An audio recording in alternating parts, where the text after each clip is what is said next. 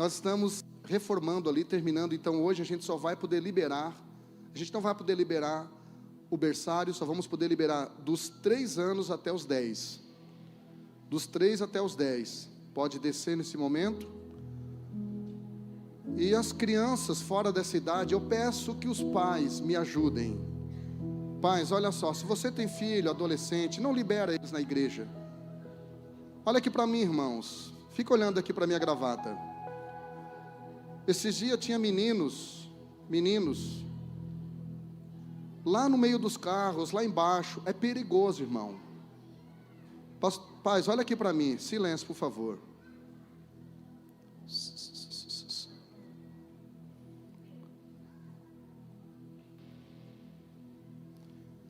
É muito perigoso. Aqui é uma rodovia. Aqui é uma estrada para 2 balneários. Tem todo tipo de gente que passa aqui. Então, os seus filhos precisam ficar debaixo dos seus olhos. Por exemplo, lá tem aquelas 4 meninas juntas. Por favor, pais, dá uma olhadinha de vez em quando para elas. Porque quando se junta assim, 4, vira uma quadrilhinha. Aí elas ficam com a língua nervosa, sabe? E atrapalha, às vezes, olha só, olha aqui para mim, olha aqui. De repente, atrás dessas meninas, vai ter lá uma pessoa que nunca veio na igreja. Que Deus gostaria de ministrar o coração dela, não dá. Porque elas vão atrapalhar. Vão ficar, senta e levanta. Olha aqui para mim, pai, olha só. Você tem que perceber se o seu filho tem problema renal só na igreja. Tem criança que tem problema de rim só na igreja. Em casa, para tomar água, o pai tem que brigar. E aqui tem que tomar água 5 vezes durante o culto. Preste atenção nisso. Se a gente não estivesse investindo, mas a gente está, tem professoras que estão deixando de participar do culto aqui para estar lá, liberando algo sobre a vida dos seus filhos. Então nos ajude, por favor, nos ajude. Passou o tempo que criança atrapalhando o culto era bonitinho, agora é feio, porque as igrejas têm recursos, as igrejas oferecem recursos. Naquela sala ali, ó, é uma sala com ar-condicionado, é uma sala que, se a mãe quiser amamentar, se o filho ficar meio nervoso, pode levar ali na salinha, você vai conseguir ouvir a mensagem de lá. Vai ser bem legal. Então a gente está adaptando para oferecer o melhor para vocês. Mas eu paguei um preço para entregar essa palavra que eu vou liberar daqui a pouco. Então, não deixa nada distrair. Amém? E você que está em pé, que quiser sentar, já tem cadeira sobrando também. Os diáconos também, por favor. Se quiserem sentar, depois da ministração da oferta. Amanhã nós temos a casa de oração de segunda a sexta, do meio-dia a 1. Eu quero convidar você a vir pelo menos tirar um dia da semana para vir orar. Pela sua família, pela sua igreja, pela sua cidade, pela sua nação. Vem orar. Casa de Deus é chamada casa de oração para todos os povos. Infelizmente a igreja brasileira virou casa de qualquer coisa, menos de oração. O máximo que tem é um ciclo de oração, uma vez por semana reunindo lá na igreja. Então, vem orar. Faça isso e você vai ver como as coisas vão começar a melhorar. John Wesley disse que Deus não faz nada senão em resposta a uma oração. Então ore a Deus. Segunda e quarta-feira nós temos também as nossas células. Terça-feira a gente está de férias do Querigma até o dia 8 e eu quero incentivar você a se inscrever no Querigma. Deixa eu fazer uma pergunta que eu fiz de manhã. Quem aqui com sinceridade sabe quem é Christophe Gautier? Quem sabe, com sinceridade, levanta a mão. Christophe Gautier, a Dudinha, né? Luan também já sabe. Alguém aqui sabe? Christophe Gautier? Não sabe? Ezequiel não sabe quem é? Leonel Messi, alguém já ouviu falar? Quem já ouviu falar de Leonel Messi? Não, levanta a mão, irmão, que preguiça é essa, pelo amor de Deus. Levanta a mão com sinceridade, com vontade. Quem já ouviu falar de Neymar? É só olhar e jogar que você vai lembrar dele. Quem já ouviu falar de Mbappé? Imagine, irmãos, essas 3 personalidades dentro de um campo, administrar o ego deles na hora de escolher para bater um pênalti ou uma falta. Quem é Christophe Gautier, pastor? O treinador deles. Olha aqui para mim. Sabe o que eu quero dizer com isso? Se os melhores jogadores do mundo precisam de treinadores, você acha que você não precisa? Você acha que eu e você não precisamos de treinadores? A gente precisa, irmão. A gente precisa. Por isso que eu vou conferência uma atrás da outra. Porque quando eu pensar que eu sei tudo, Deus vai usar alguém que acha que não sabe nada para me ensinar aquilo que eu achei que sabia. Escreva isso e depois tenta me explicar, que eu não consigo mais lembrar, entender o que eu falei. Então vamos lá. Quinta-feira nós teremos o nosso culto Empreenda. Quem vai estar conosco é o André Casagrande. Ele tem, aqui, eu estava vendo aqui no Instagram dele, do André, tem gente aqui, irmão, sentado, que pagou R$3.000 para fazer um curso com ele. Inclusive, ele vai estar dando, no final dessa semana agora, um curso em Criciúma de Enneagrama, R$3.000 por cabeça. E ele vai estar aqui quinta-feira, irmãos, de graça. Isso é um presente de Deus. Ele vai estar falando sobre liderança e gestão de pessoas. Então, pega esse cartaz aí que a gente vai estar divulgando, irmão, espalhe para o máximo de pessoas. Pastor, para quem é esse tipo de reunião? Para empreendedores, empresários e sonhadores. Tem algum sonhador aqui? Pergunta para o irmão do lado, você tem mais sonho ou mais sono?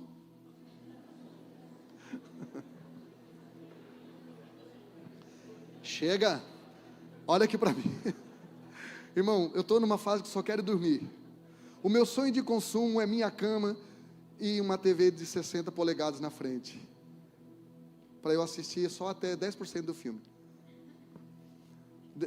Olha só, terça-feira teremos uma reunião com os líderes de banda, com comida, vocês não jantem antes, para vocês não, só para os líderes. E na sexta-feira será com todos os líderes de célula. A nossa igreja é uma igreja em célula, então é isso aí. O Querigma você pode se inscrever pelo Instagram, entra lá na bio, você pode se inscrever, ou por esse contato ali. Tem a escola de fundamento para novos convertidos, a escola de treinamento para velhos convertidos, o qual a gente está treinando para ser um líder. Pastor, mas eu não quero ser líder. Venha primeiro, depois você me diz. Se você ficar até o final sem mudar a sua mentalidade, eu fico branco. Não acreditaram muito que ia ficar branco, né? O Michael ficou, por que eu não posso? Então, vamos lá. Sábado não haverá o STEP, né? Porque eles estão cansados da conferência. Estava boa a conferência, STEP? Com base nesses 3 gritinhos aqui na frente, foi bem impactante a conferência. No domingo teremos 2 cultos, às 9 e às 19. Abra sua Bíblia comigo em Mateus capítulo 19, versículos 20 e 21. Enquanto você procura essa história, o contexto desse texto fala de um jovem, tem evangelista que chama ele de jovem, tem evangelista que chama de homem, tem evangelista que chama de príncipe. Deve ser um jovem com maturidade de homem e uma postura de príncipe. Chega para Jesus e pergunta, bom mestre, o que eu farei para herdar a vida eterna? E Jesus disse, guarda os mandamentos. Ele perguntou quais? Aí ele disse, que Jesus começou a discorrer os 10 mandamentos. Aí ele disse, tudo isso eu tenho guardado desde a minha mocidade. O que me falta ainda? Aí Jesus falou aqui, os versículos 20 e 21. Disse-lhe o jovem, tudo isso eu tenho guardado desde a minha mocidade, que me falta ainda. Disse-lhe Jesus, se queres ser perfeito, vai, vende tudo o que tens e dá aos pobres, e terás um tesouro no céu, e vem e segue-me. Jesus não estava dizendo se queres ser salvo. Jesus não estava falando de salvação, ele estava falando de perfeição. Por quê? Porque o jovem achou que ele era perfeito. Porque um ser, para guardar os 10 mandamentos, precisa ser perfeito. Olha aqui para mim. E ninguém, além de Jesus, conseguiu guardar os 10 mandamentos. A lei encerrou todo mundo debaixo do pecado, para nós ficarmos com uma dívida impagável com Deus, e Jesus vir e quitar a dívida e nos dar a salvação de graça. Amém? Jesus está falando de perfeição, porque esse jovem achou que era perfeito. Então, o que eu quero que você entenda é que Jesus não mandou o jovem rico vender tudo o que tinha e dar aos pobres, porque Jesus estava preocupado com a pobreza dos pobres. Jesus estava preocupado aqui com a pobreza do jovem rico. 2 coisas que o diabo quer para nós. Primeiro, que a gente tenha tudo, menos dinheiro. Tem alguém assim aqui? Pastor, eu tenho de tudo, eu sou legal, mas não tem dinheiro. É isso que o diabo quer, que você se acomode com isso. A segunda coisa que o diabo quer, irmão, é que você só tenha dinheiro e nada mais. É isso que ele quer, que você só tenha dinheiro. Deixa eu fazer uma perguntinha. O Tiago está por aí, da Renata? Está ali? Tiago, olha só. Você é gerente lá da Caixa Econômica. Se eu preencher um cheque com um valor em cima, e eu preencher outro valor embaixo, qual que vai valer? Oi? O extenso, o de baixo. Olha aqui para mim, deixa eu virar uma chave na sua vida. O Banco Central Celestial às vezes preenche alguns valores para nós, mas por causa da nossa crença limitante, a gente pega e preenche um valor menor lá embaixo. E aquilo que você preenche é aquilo que você vai sacar. Amém? Amém? A proposta de Deus são duas para nós: João 10:10, vida abundante; Lucas 6:38, vida transbordante. Vida abundante é eu ter o suficiente para mim, vida transbordante vou ter para mim e para os outros. Mas eu me contento com a vida abundante, aquilo que tem só para mim. Deus diz: está tudo certo, irmão. Tem gente que tem tanta intimidade com Deus que Deus nem coloca valor lá em cima, Ele dá o cheque em branco e diz: assina aí o valor que você quer. Aí a gente, porque a gente não acredita nas promessas de Deus e não lê Bíblia, a gente vai lá e preenche um valor pequeno, que no momento parece ser muito. Diga para alguém do lado: Deus não quer dar muito para você. Não, você não disse. Diga: Deus não quer dar muito para você. Deus quer dar tudo. Tudo aquilo que é para você. Pegou? Quem pegou? Aleluia. É isso aí? Então, fique em pé. Gente, nós temos na nossa livraria alguns livros muito bons, e eu te aconselho a não ler esse livro, Heróis da Fé. Não leia, senão você vai querer cortar os pulsos, vai querer aceitar Jesus de novo, alguma coisa você vai fazer. Esse livro aqui eu li faz mais ou menos uns 25 anos, de 25 a 30 anos. Esse livro conta a história de Moody, que ganhou 500 mil almas para Jesus. Esse livro conta a história de Hudson Taylor, que por 40 anos o sol não nasceu na China que ele não tivesse ajoelhado orando pelos chineses. 40 anos ininterrupto. Esse livro conta a história de George Miller, que leu a Bíblia inteira 200 vezes. 100 vezes ele leu ajoelhado. Esse livro conta a história de um missionário que estava para morrer de câncer e resolveu evangelizar os peles vermelhas. Ele disse: já que eu vou morrer, os bichos vão me comer, que me comam então os índios. E quando ele chega na mata de madrugada, era noivo, disse para sua noiva: se eu voltar vivo, a gente casa, Jesus quiser me curar. E ele foi para a mata para morrer e evangelizar os índios. Chegou lá de madrugada, começou a orar em línguas. Qual línguas? Daquele dialeto que ninguém conhecia, dos canibais. Começou a orar, a profetizar para eles. Eles estavam a poucos metros, com a flecha apontada para ele. Ele começou a orar na língua, no dialeto deles, e se tornou eu não lembro qual deles era aqui, não sei qual deles era, mas se você quiser saber, abra a mão e compra o livro. Esse livro eu li, muito bom. Na verdade eu roubei do Joás esse livro, não sei se ele lembra. Né? Eu devolvi? Não? Esse livro aqui, especialista em pessoa. Irmão, quem aqui concorda que é difícil lidar com gente? Né? É só você se olhar no espelho, irmão. Tem dia que você levanta com uma raiva da vida que você nem sabe por quê. Por que está com raiva? Não sei, só sei que eu estou. Então, especialista em pessoas. Eu tive o privilégio de escutá-lo pessoalmente 2 vezes, Tiago Brunet. Alguém vai levantar e pegar e pagar depois? Pode vir. Oi? John Edward Eliot, isso aí. Esse livro aqui foi o penúltimo livro que eu li, irmão. Isso aqui é um tapa na orelha de luva, de pelica. Fecha a matraca. Esse livro é forte demais. Você que vive ouvindo essa matraquinha falando no seu ouvido: você não vai vencer, você não merece, você não é ninguém, você não é isso, você não é aquilo. Irmão, leia esse livro aqui, é muito forte. Fecha a matraca. Isso aqui é forte. Pega traz para mim uns 20 lidere-se. Esse aqui é da Thalita Pereira, pastora. ao infinito e além. Buzz Lightyear. Ilustrado por Ana Paula Azevedo. Isso aqui é para criança. Se você quiser investir no seu filho, não leve lá para assistir a Barbie, tá, irmão? A mensagem subliminar, aliás, olha aqui para mim, a mensagem da Barbie não é nem subliminar. Mensagem falando de homoafetividade, feminismo, ateísmo e outros ismos, mas outra hora a gente fala sobre isso. Se você já levou, tá tudo certo, peça perdão, mas se não levou, não leve mais, não leve. Amém?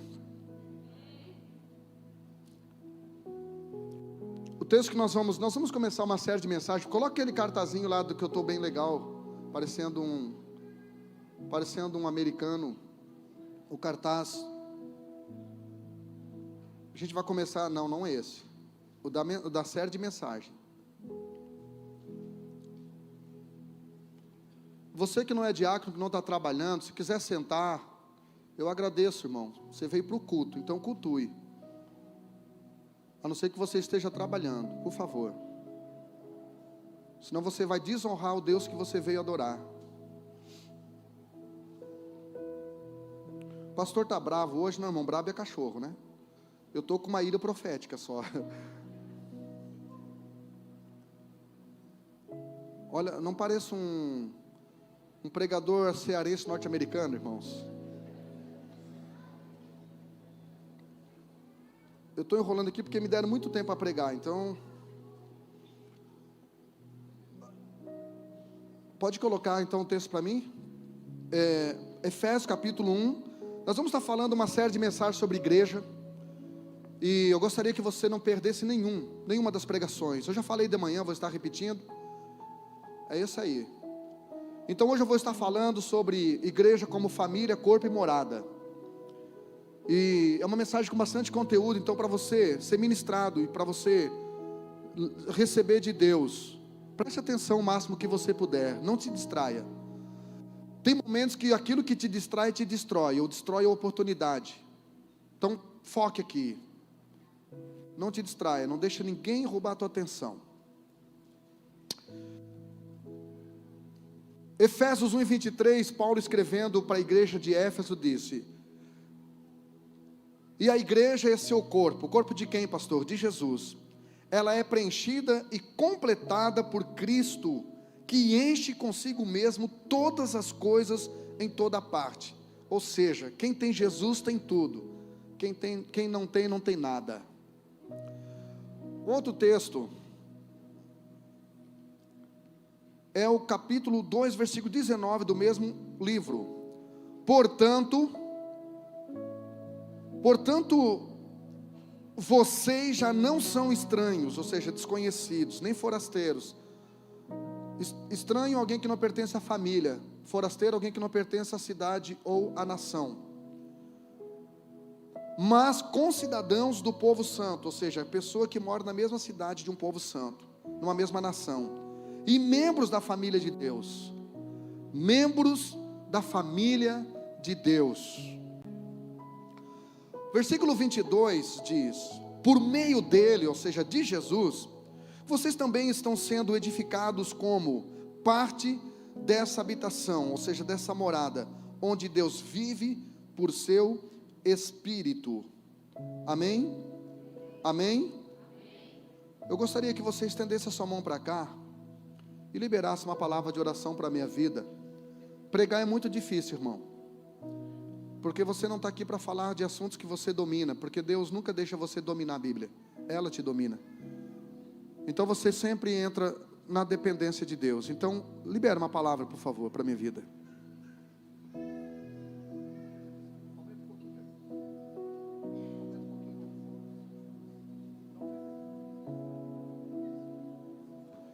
Senhor, eu recebo esta palavra de oração. Eu te agradeço porque no meio de tantas pessoas que tem aqui mais capacitadas, com mais conteúdo, o Senhor me escolheu por sua infinita bondade, misericórdia e paradoxo. O Senhor escolheu as coisas fracas para confundir as fortes, as coisas loucas para confundir as sábias, e as coisas que não são para reduzir a nada aquelas que são. Senhor, usa-me como um canal de transmissão da Tua palavra, e que esta palavra venha achar guarida nos corações. Amém. Glória a Deus. A igreja é uma família para o Pai. A igreja é um corpo para Jesus e é uma morada para o Espírito Santo. Esta é a igreja. É uma família para o Pai, um corpo para Jesus e uma habitação do Espírito Santo. Então tudo que o diabo quer é que você não entenda quem é você como igreja, para que você ache que a igreja é você individualmente, que você pode ser igreja em qualquer lugar. Tudo que o diabo quer é que você seja uma pousada e não uma habitação, porque pousada você vai lá e desfruta no final de semana e vai embora e deixa tudo bagunçado, porque você está pagando para isso. O diabo quer que você lide com a igreja como se fosse uma pousada, um turismo espiritual. Ou ele quer que você seja uma pousada, alguém em que o Espírito Santo vem e sai, como fazia no Velho Testamento com os reis, profetas e juízes. Mas a proposta de Deus, segundo o que está lá no Salmo 68, versículo 6, é outra. A proposta de Deus é que você faça parte de uma família. A proposta de Deus é que a igreja não seja um lugar para você frequentar quando você achar que sentiu no coração, ou quando você achar que precisa. A casa de Deus não é um lugar para você frequentar, é uma família para você pertencer. E aqui está o desafio, porque a proposta de Deus sempre foi esta. Davi era um homem segundo o coração de Deus, não é porque ele pecava menos que Saul, aliás, ele pecou mais feio que Saul. É que Davi era bom de intimidade, de relacionamento. Saul, quando errava, era bom de argumento. Davi, quando errava, era bom de arrependimento e relacionamento. Toda pessoa que é boa de argumento é péssima de arrependimento e terrível de relacionamento.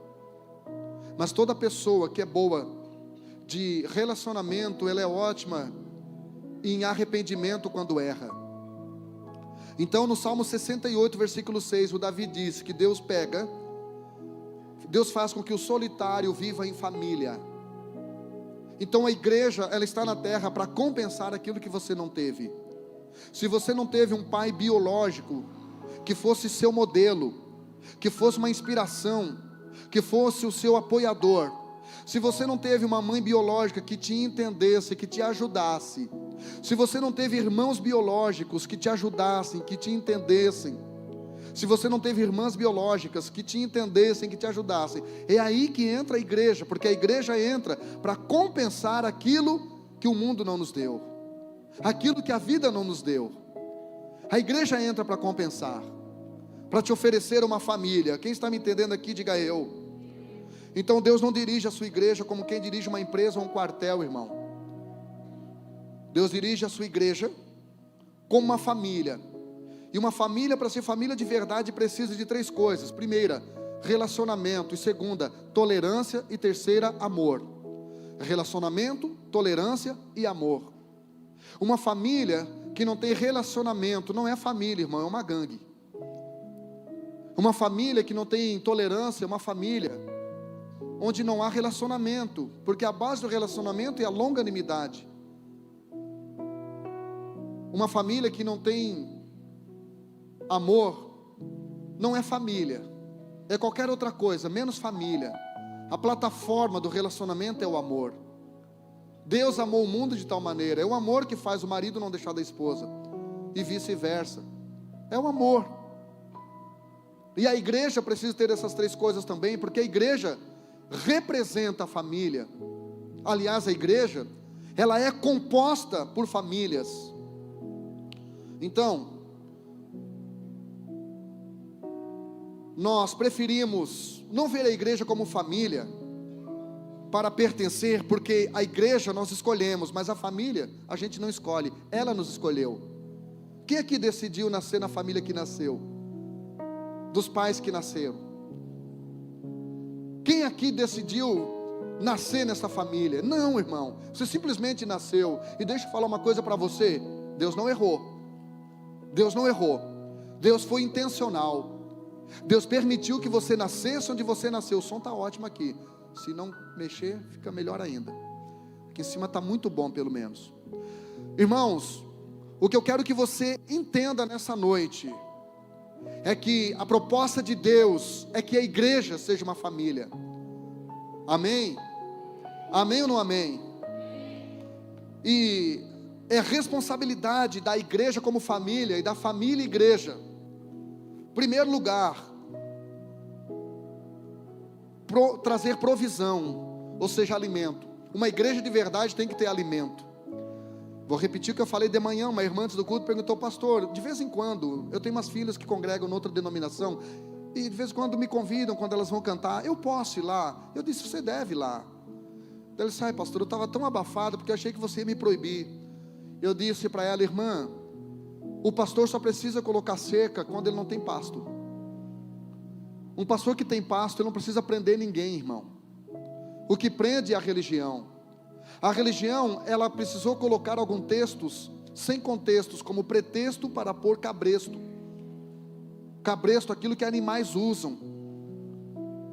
Agora, uma família, irmão, ela não prende ninguém. Uma família, ela não tem trancas nas portas. Uma igreja família é como um ônibus que está indo para um lugar, e ele para em várias paradas, e abre a porta da frente e a de trás. Sobem alguém por trás e desce alguém pela frente. Está tudo certo, irmão. Você é livre. Onde há o Espírito de Deus, há liberdade. Mas uma igreja, família, precisa ter provisão, precisa ter alimento, precisa ter pregação. Ela pode ter momentos de louvor, a gente dança, a gente brinca, mas tem 1 hora de Bíblia socada no coração. Porque aquilo que Deus forma e o diabo deforma, e a religião reforma, é só a Bíblia que transforma. É só a palavra de Deus que transforma. Homem não transforma ninguém. A segunda coisa que uma família precisa ter é proteção, ou seja, cuidado. Então você precisa proteger a sua família. Onde estava Adão quando Eva falou com a serpente? Onde estava Adão e Eva quando os filhos colidiram e um matou o outro? Onde os pais estavam? Proteja seus filhos. Uma igreja precisa proteger. Uma família, igreja também precisa ter educação, precisa ter informação, irmão. Por isso que a igreja tem que falar de tudo que está na Bíblia. Pastor, eu não gosto quando falam de dinheiro, porque você ou é avarento, ou você tem uma crença limitante com o dinheiro herdada da sua família. Porque na Bíblia tem 218 versículos falando de fé, falando de salvação, 250 versículos falando de fé, e 2.350 versículos falando de dinheiro. Nas 48 parábolas de Jesus, 24 ele falou de dinheiro. Dos 106 versículos do Sermão do Monte, 22 versículos Jesus falou de dinheiro. Sabe por quê? Porque você consegue servir a Deus com as suas mãos, com o seu ouvido, com a sua boca, mas tem dificuldade de servir a Deus com dinheiro. Igreja tem que falar de tudo, tem que falar de política. Eu falo de política. O que eu não falo é de politicagem. O que eu não falo é de partidarismo. O que eu não faço é vender o voto, e principalmente o voto da igreja. Tem pastor que troca o voto da igreja pela construção, pela arrumação do telhado. Irmão, se Deus não está nem pagando o telhado dessa igreja, fecha ela, pelo amor de Deus. Mas não torne o teu povo corrupto. Então igreja tem que ter informação, tem que ter educação, tem que falar. Igreja também, família também tem que ter direção, irmão. A Bíblia diz em Provérbios 22:6, ensina teu filho no caminho. Não é o caminho, é caminhando e ensinando. Igreja tem que ter direção, família tem que ter direção. A escola dá ensino, mas é a família e a igreja que dá destino. E por último, igreja e família também tem que ter limites, tem que ter regras. A igreja é para todos, mas não é para tudo. Não é para tudo. Não interessa quem você está ouvindo na internet. A Bíblia diz em Hebreus capítulo 13, versículo 17: obedeça seus pastores, porque eles velam pela tua alma, como alguém que vai ter que dar conta dela. Então não pense que é um privilégio ser pastor. É um privilégio, mas também tem uma sentença de responsabilidade. Eu vou ter que dar conta de você. Então eu não estou aqui para agradar o seu coração. Eu estou aqui para te dar direção. Eu estou aqui para trazer transformação. Eu estou aqui para mudar o teu destino. Em nome de Jesus.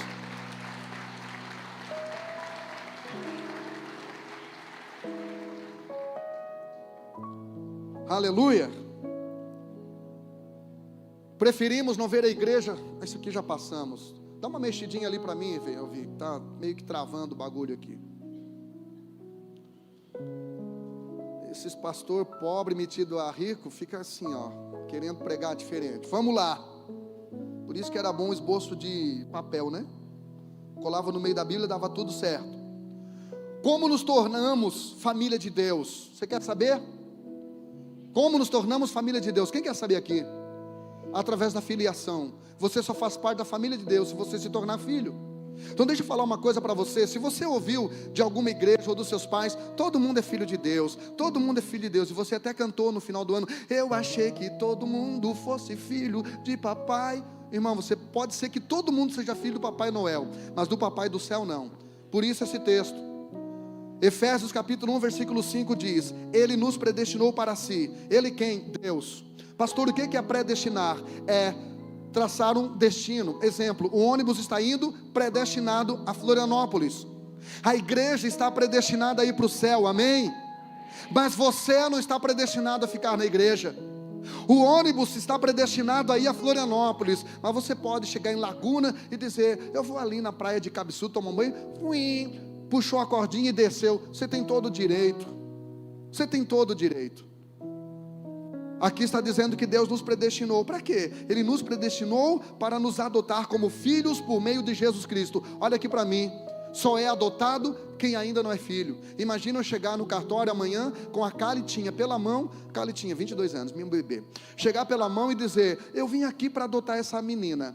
A menina do cartório vai dizer: não tem problema, traga por escrito e autenticado em cartório a autorização dos pais biológicos. Aí eu digo para a menina do cartório: não, o pai biológico sou eu. Ela vai olhar para mim: então o senhor procure um psiquiatra mais próximo da sua casa, porque o senhor deve estar ficando doido, porque não tem como adotar quem já é filho. Irmão, se a Bíblia aqui está dizendo que Ele nos predestinou para sermos filhos de adoção, que história é essa que todo mundo é filho de Deus? A religião mentiu para nós.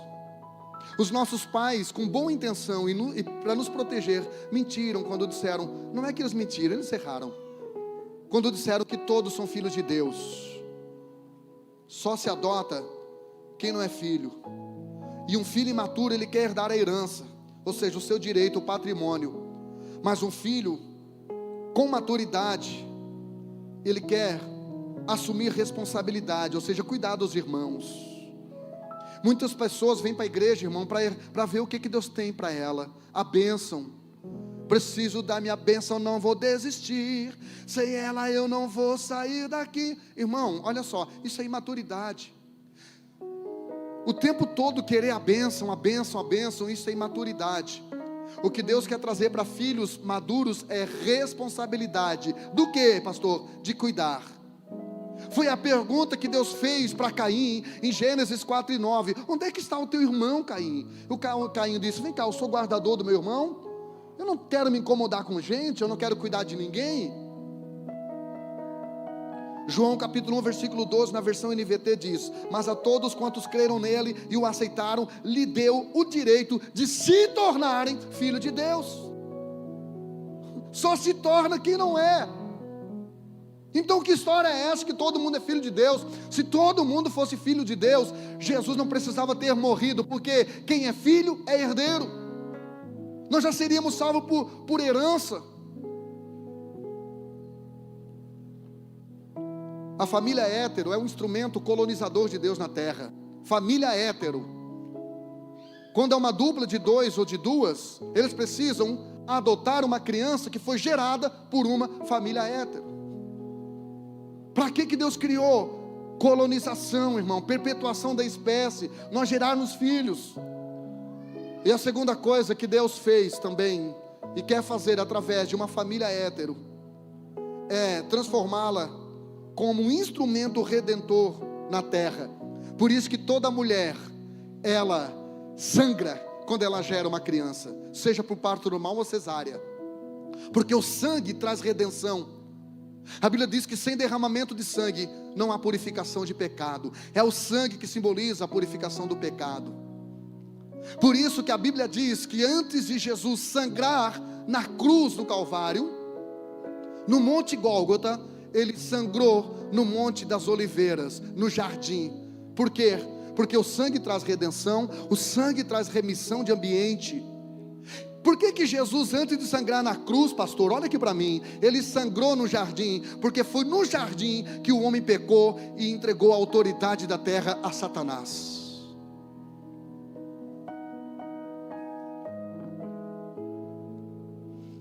A família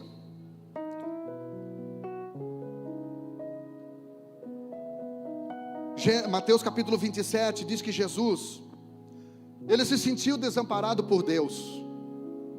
Mas no mesmo capítulo 27 de Mateus, a Bíblia diz que Jesus entregou na mão do Pai o seu Espírito.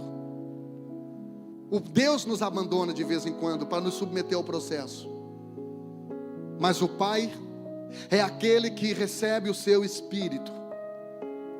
Por isso que eu não posso ser um crente almático. Por isso que eu não posso ser um crente que vive sempre na alma. Por quê? Porque a alma se relaciona com Deus no campo das carências e necessidades. Por isso que o salmista Davi falou no Salmo 63:1, a minha alma tem sede de ti. Irmão, a gente toma água só quando tem sede, porque a gente é negligente. A sede é uma negligência a uma vida de disciplina. Porque se meu corpo está sentindo sede, então é porque eu estou me desidratando. A alma se relaciona com Deus no campo da necessidade. Ela vem no culto só quando sente uma saudadezinha, só quando ela sente uma faltinha, porque vai ter alguém que lhe interessa, porque vai ter alguma coisa que lhe interessa.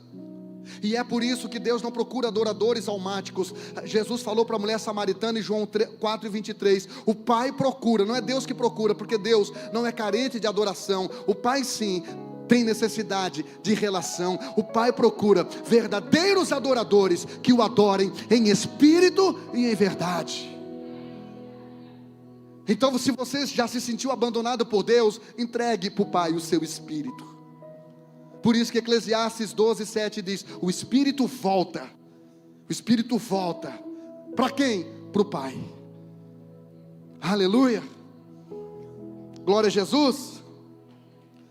Pastor, como devemos tratar a nossa família? Como devemos tratar a família de Deus? Como que eu faço para me relacionar com membros da igreja? Como é que eu tenho que tratar com a família de Deus aqui? Paulo explica, escrevendo a 1 Timóteo 5, no capítulo, versículos 1 e 2, diz o seguinte, na versão NVT, nunca fale com dureza a um homem mais velho, mas aconselhe-o como faria com seu próprio, quem está no culto aqui? Como faria com seu próprio? Mas aconselhe como faria com seu próprio pai. Quanto aos mais jovens, aconselhe-os como a irmãos. Trate as mulheres mais velhas como trataria sua mãe. Pastor, dia das mães, eu gostaria tanto de dar um presente para minha mãe, mas ela já morreu. É sério isso? Eu te apresento dezenas de mães aqui na igreja. E no final diz, com as mais jovens, ou seja, com as moças, trata elas com pureza, como se fossem suas irmãs. Ou seja, olhe para essas irmãs aqui na igreja como você olha para a sua irmã biológica. Eu não tenho certeza que você nunca cobiçou a sua irmã biológica. Eu tenho certeza que você nunca sentiu de ir para a cama com a sua irmã biológica. É assim, é com essa pureza que a gente tem que tratar relacionamentos aqui na igreja, como uma família, pais, mães, irmãos, irmãs. Gálatas 6:10 diz, por isso sempre que tivermos oportunidade, façamos o bem a todos, especialmente os da família na fé. Tem tradução que fala, os domésticos da fé. Sabe o que Paulo está dizendo aqui? Ele não está dizendo para eu e você negligenciarmos a nossa família biológica em detrimento do ativismo com a igreja. Mas a Bíblia está dizendo, se for para estabelecer uma prioridade, sua prioridade não é a sua família biológica, são seus irmãos espirituais. Um dia disseram para Jesus, Jesus, a sua mãe e seus irmãos estão lá fora. Ele disse, não, estão aqui dentro. Não, você não entendeu. Tua mãe, a Maria e os demais irmãos, teus irmãos estão lá fora. Ele disse: não, os meus irmãos e minhas irmãs estão aqui dentro, e são todos aqueles que fazem a vontade do meu Pai. Esse cuidado extremo que a gente tem com a família biológica, em detrimento da indiferença com a família espiritual, com a igreja, sabe o nome disto? Egoísmo. Você só quer proteger aquilo que você acha que é seu, mas o seu filho não é seu, você não sabe fazer filho. Você só sabe largar uma gosminha com cheiro de que boa, irmão. Você não faz filho, você não faz coração, você não faz rim, você não faz pulmão, você não faz pé. Você só sabe liberar um fluido. Por isso que os filhos não são tua herança, são heranças do Senhor. Quer trazer bênção para os seus filhos? Trate bem Deus, e Deus vai proteger eles. Eli honrou mais seus filhos do que a Deus, e Deus matou os filhos de Eli. Tudo aquilo que você coloca entre você e Deus, você perde, e não é Deus que tira, é você que perde.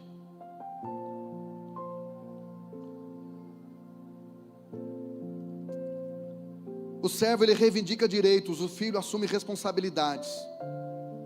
Qual é a responsabilidade de um filho? Aumentar o patrimônio do pai.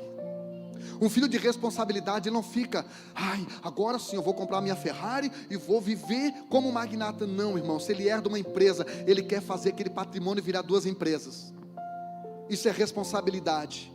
Talvez Deus tenha privado eu e você de algumas coisas, porque a gente ainda não tem maturidade para desenvolver, para administrar essas coisas.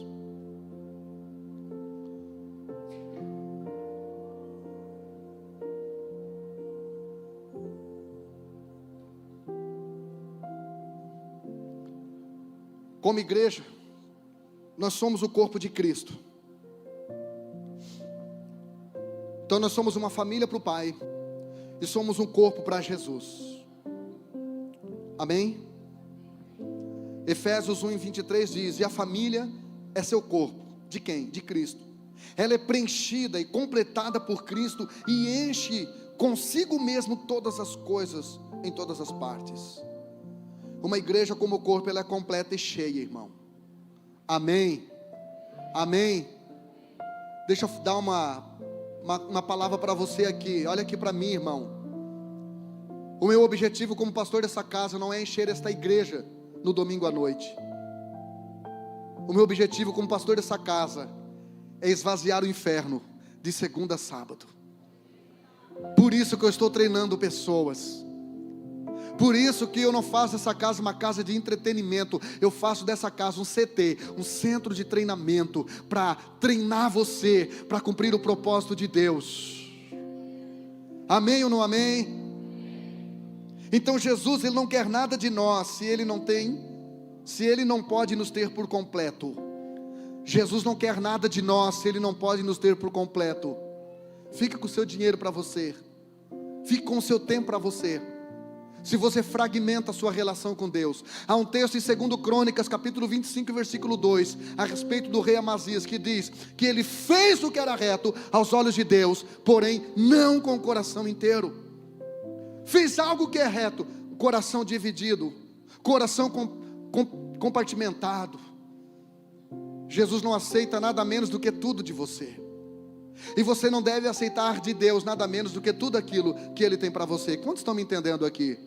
Por isso que Moisés falou para Faraó: não vai ficar nenhuma unha daquilo que é nosso para o Egito, porque eu não aceito nada menos do que tudo.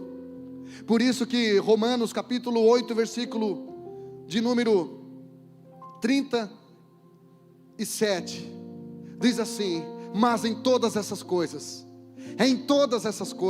é o pacote completo, somos apenas vencedores. Não, isso aí o Inter também é de vez em quando, quase nunca. O Colorado, meu time do coração.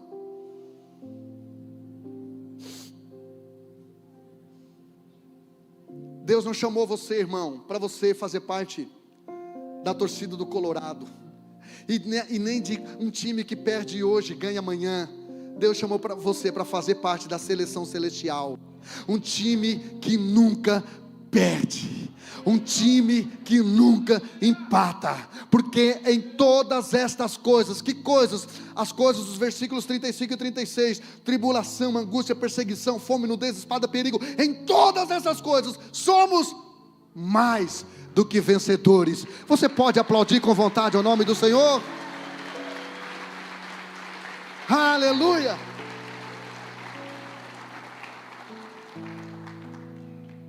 Então nós somos o corpo. Só que a gente preferimos não ver a igreja como um corpo, porque de um local a gente sai, mas de um corpo, irmão, só se haver uma amputação.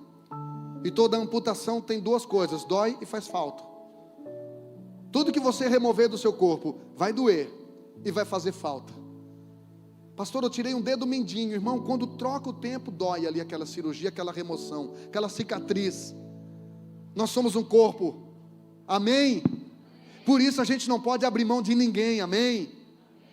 Pastor, pecou, exclui nada, irmão.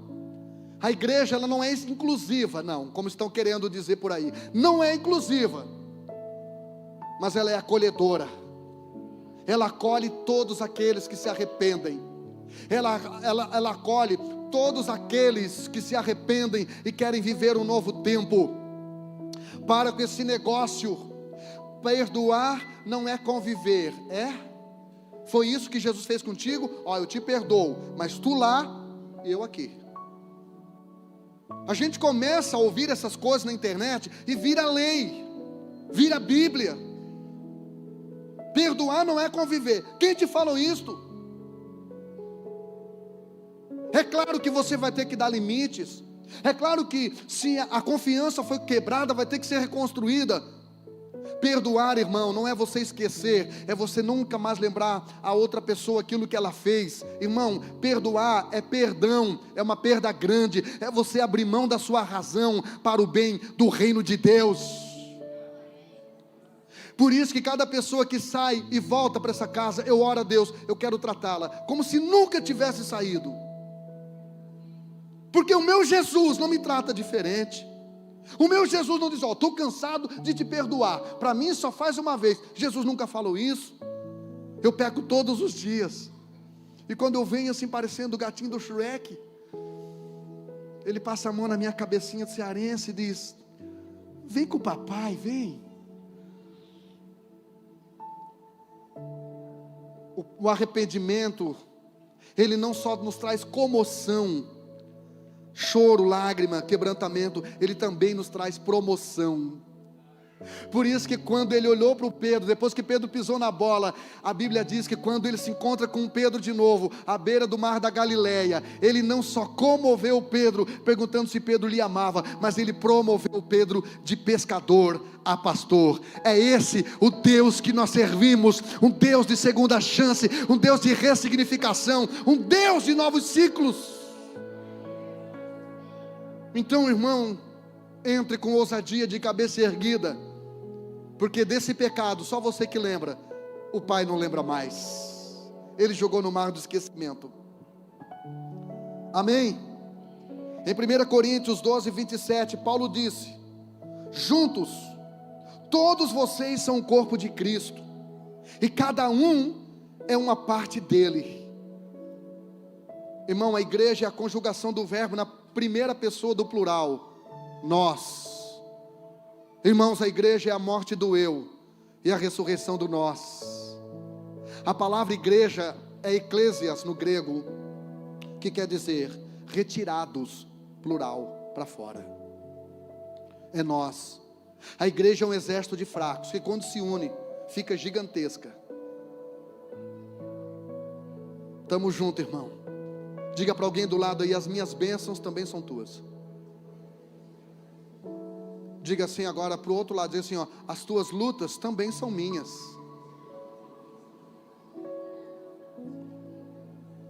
Por isso, irmão, as continhas do mês de julho já estão todas pagas. Eu ia falar pagadinha é boa.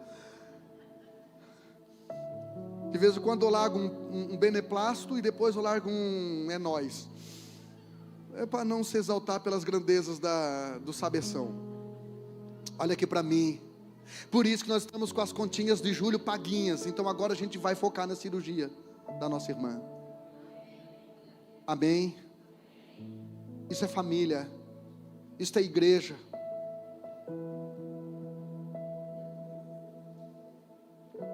Efésios capítulo 5, versículos 29 e 30 diz: ninguém odeia o seu corpo, mas o alimenta e cuida bem dele, como Cristo cuida da igreja, e nós somos membros do seu corpo. Diga comigo: corpo de Jesus. Irmão, antes de você bater na igreja, lembre que você está batendo na esposa de Jesus. Pastor, mas você bate? Não, irmão, eu sou assador aqui, de carne. Aqui eu sou o bebo, no domingo à noite. Eu boto a carne no fogo e boto o salzinho grosso. Mas tem sal, irmão, a gente nasceu para ser sal da terra, amém? Mas não é sal grosso, né? Diga assim: irmão, seja sal, mas não precisa ser grosso. O sal grosso, irmão, você salga a carne, e antes de comer a carne, você tem que fazer o quê? No quê? Na carne. Então eu não bato na noiva, eu bato na carne. Porque a noiva de verdade anda no Espírito. A noiva de verdade vive no Espírito. Eu bato na carne, para quê? Para não estragar o alimento. Amém? Aleluia. Vocês viram uma irmã diz: pastor, você está muito coach. Você está muito light nas pregações, tem que bater mais. Eu digo: irmã, posso dar um tapa na sua cara agora? O que o seu marido vai fazer? Ah, pastor, vai dar ruim.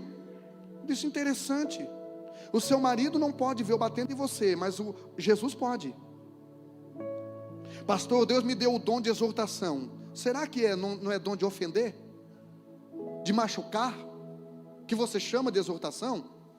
Primeiro você deveria dar um Google lá no dicionário para ver o que é exortação. Exortação no dicionário é animar, incentivar, botar as pessoas para cima, fazer as pessoas sentirem vontade de viver e de vencer as promessas de Deus para a vida dela. Nós somos um corpo, irmãos. Amém? Então quando um membro do corpo está doente, você leva injeção noutra parte do corpo que está saudável, para curar a parte do corpo que está doente. Amém ou não amém? Eu ouvi o apóstolo Luiz Germino falando isso, achei muito interessante, e isso aconteceu comigo, porque eu estava com um problema sério de saúde, que não tinha nada a ver com o meu bumbum, e eu cheguei na farmácia, e o farmacêutico disse: tira as calças, abaixa as calças, vai ser aplicada na bunda. Eu disse: mas qual bunda, irmão? Que eu não tenho, não quer no braço, tem mais carne aqui do que aqui. Quando você está doente, a sua boca tem que sentir um fel daquele remédio ruim. Quem aqui já tomou emoção Scott quando era criança, irmão? Era um remédio inesquecível, porque você arrotava o dia inteiro e lembrava dele. Gosto de peixe podre. Quem aqui já tomou Buclina? Você ficava arrotando Neucídio o dia todo, irmão.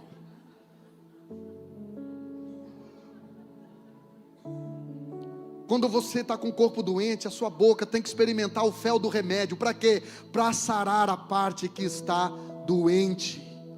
Mas não é a boca que está doente, mas tem que ser através dela. Mas não é o bumbum que tá doente, é uma infecção no pé, lá no dedão. Mas a parte boa leva injeção para curar a parte doente. Assim é o corpo. Jesus te trouxe aqui nessa noite parte boa para aplicar remédio na sua vida, para você sair curando a parte doente que está lá fora, que não teve força para vir na igreja, que não tem força para adorar a Deus.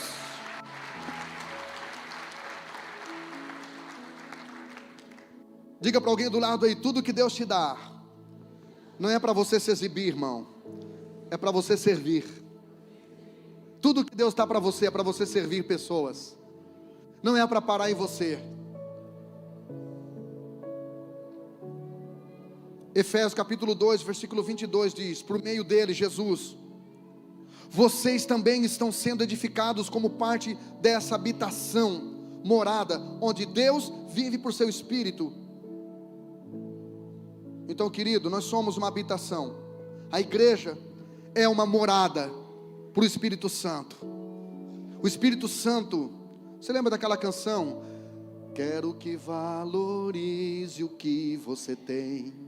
Você é um ser.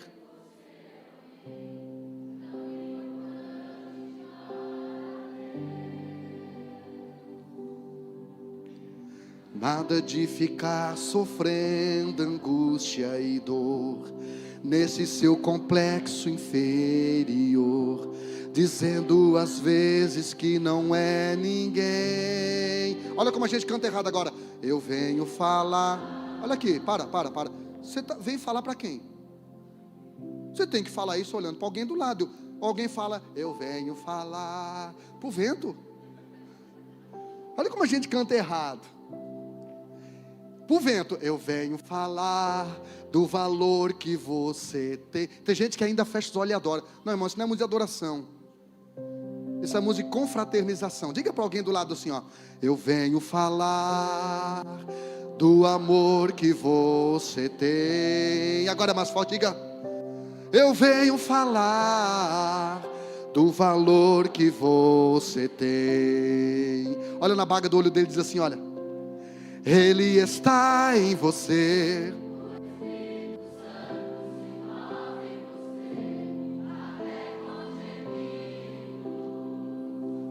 Inexprimíveis, inexprimíveis.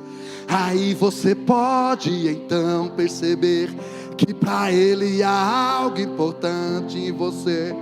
Por isso, por quê? Você tem valor, o Espírito Santo se move em você. Você tem valor.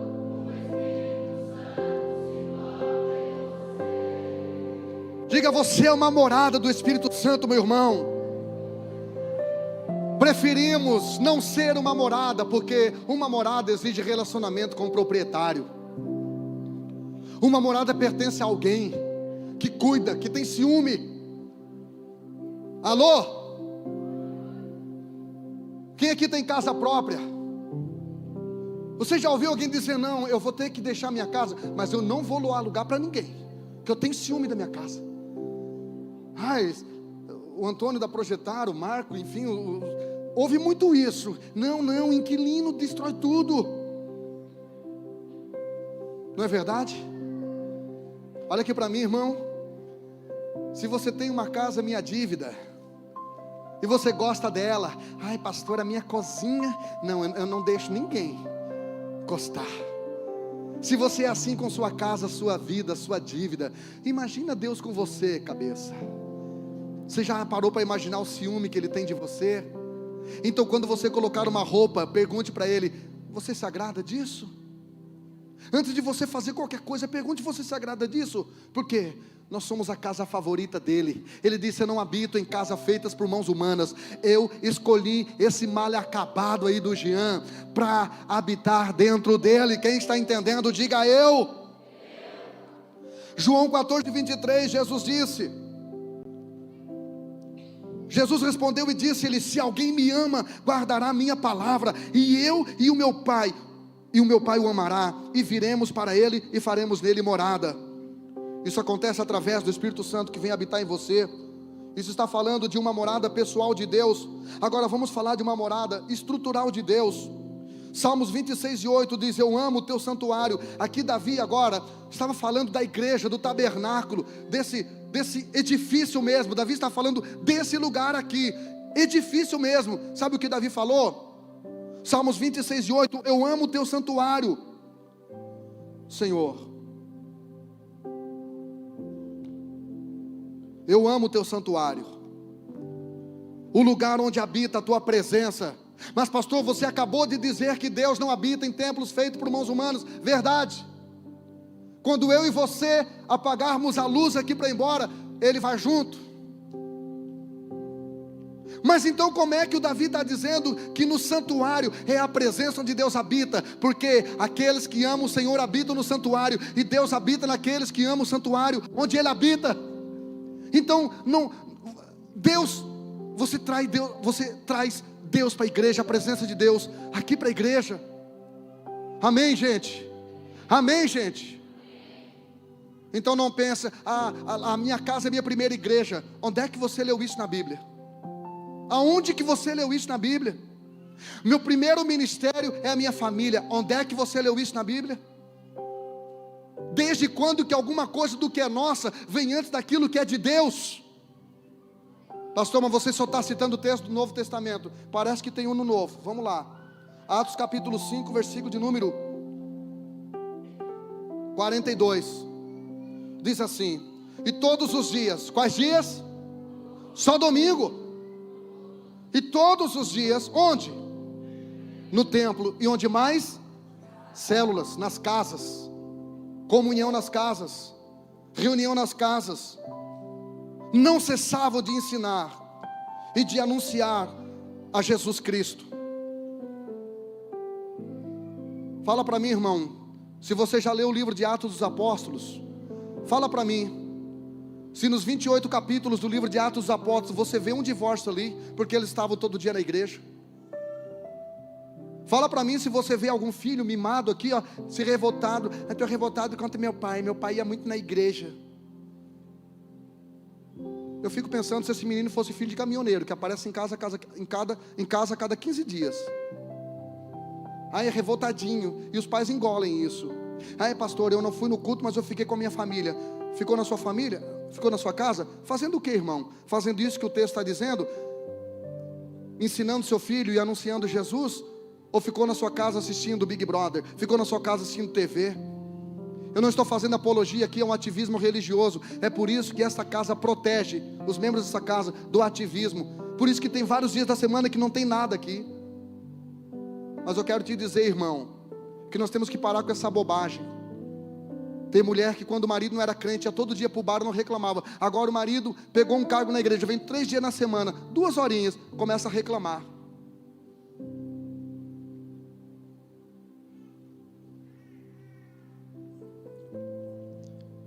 Uma igreja só é igreja quando ela faz aquilo que só ela pode fazer.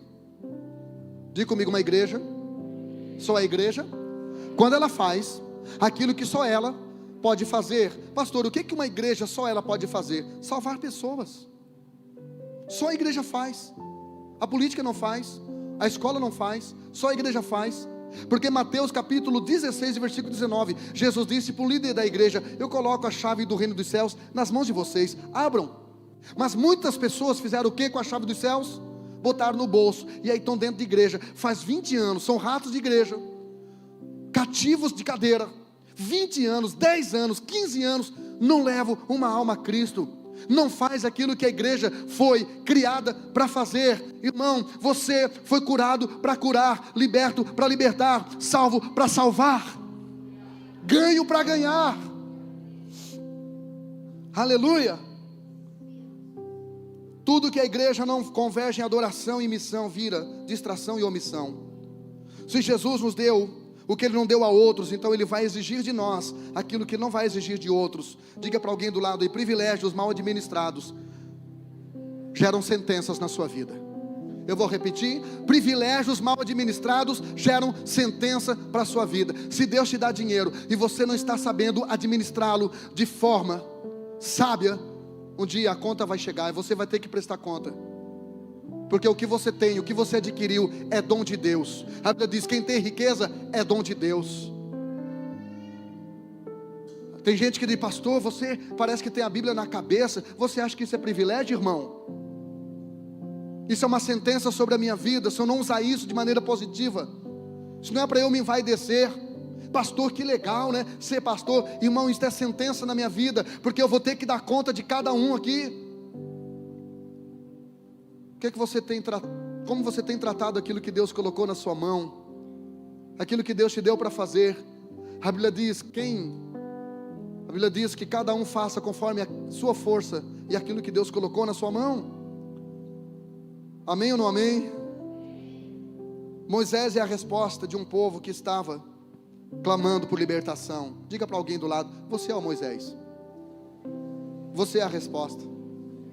A Bíblia diz em Êxodo capítulo 3, versículo 7, Deus disse para Moisés: tenho visto atentamente a aflição do meu povo que está no Egito. Eu tenho ouvido o seu clamor. Eu tenho conhecido as suas dores por causa dos seus exatores. Então, o que Deus estava dizendo para Moisés? Moisés, você é a resposta do clamor daquele povo que está lá no Egito. Você é a resposta de oração de pessoas que têm pedido socorro para Deus, e Deus tem enviado você. E você precisa estar no Espírito e ter discernimento.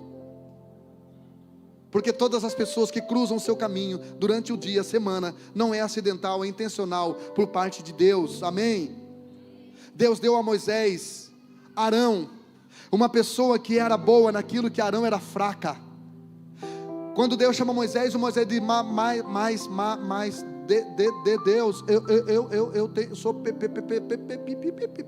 pesado de língua, como que eu vou falar?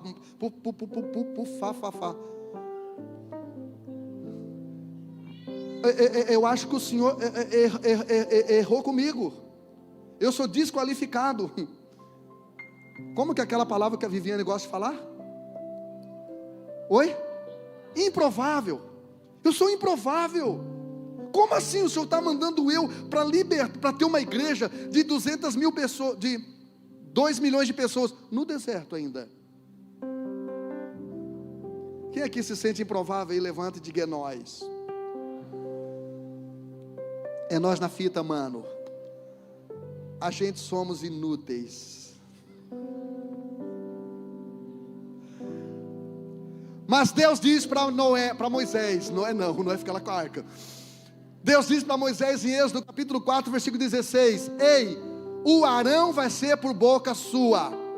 Ou seja, a minha obra não vai parar por causa da tua limitação, porque eu vou conectar você com pessoas que têm aquilo que você não tem, que sabem aquilo que você não sabe, que pode aquilo que você não pode. Você só tem que descer desse banquinho do orgulho e aceitar ajuda. Deus vai conectar você. Levanta a mão para receber. Não é assim que você recebe, senão escapa e cai. É assim. Diga: Deus vai conectar você com pessoas que são amigas de amigos de alguém que você precisa daquilo que aquela pessoa tem. Deus vai conectar você. Se prepare, fique esperto. Não aproveite para tirar selfiezinha, não. Faça perguntas sábias para essa pessoa, porque essas pessoas vão levar você para o próximo nível que Deus tem para mim e para você. Quem concorda, aplauda o nome do Senhor.